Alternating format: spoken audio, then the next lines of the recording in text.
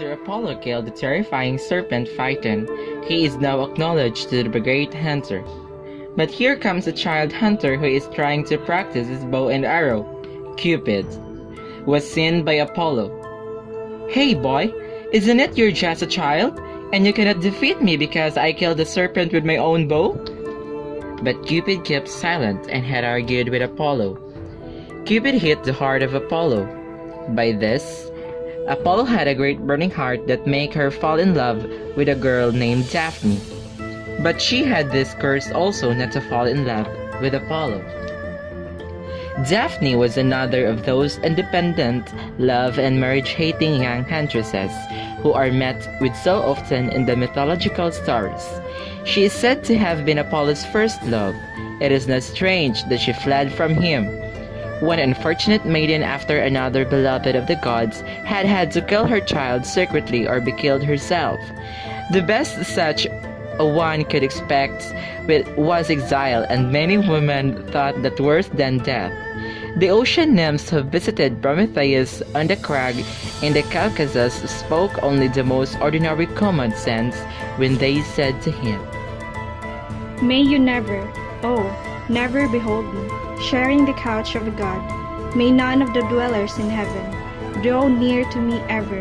Such love as high gods know, from whose eyes none can hide. May that never be mine.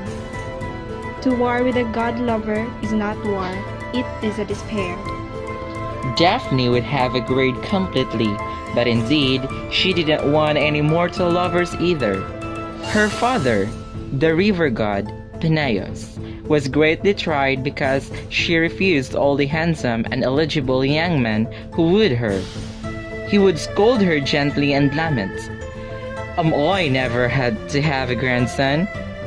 But when she threw her arms around him and coaxed him, "Father, dearest, let me be like Diana," he would yield and she would be off to the deep woods, blissful in her freedom. But at last, Apollo saw her, and everything ended for her. She was hunting, her dress short to the knee, her arms bare, her hair in wildest array. Nevertheless, she was enchantingly beautiful. Apollo thought, what would she not look like properly dressed and with her hair nicely arranged? The idea made the fire that was devouring his heart blaze up even more fiercely, and he started off in pursuit. Daphne fled, and she was an excellent runner. Even Apollo, for a few minutes, was hard put to overtake her. Still, of course, he soon gained.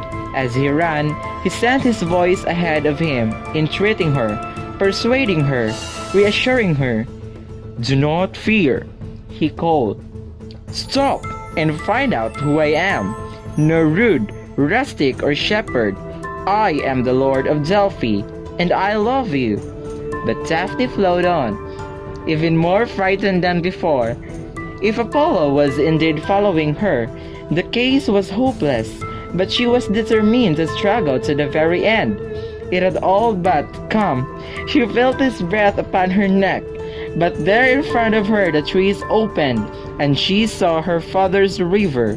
She screamed to him, "Help me, father, help me."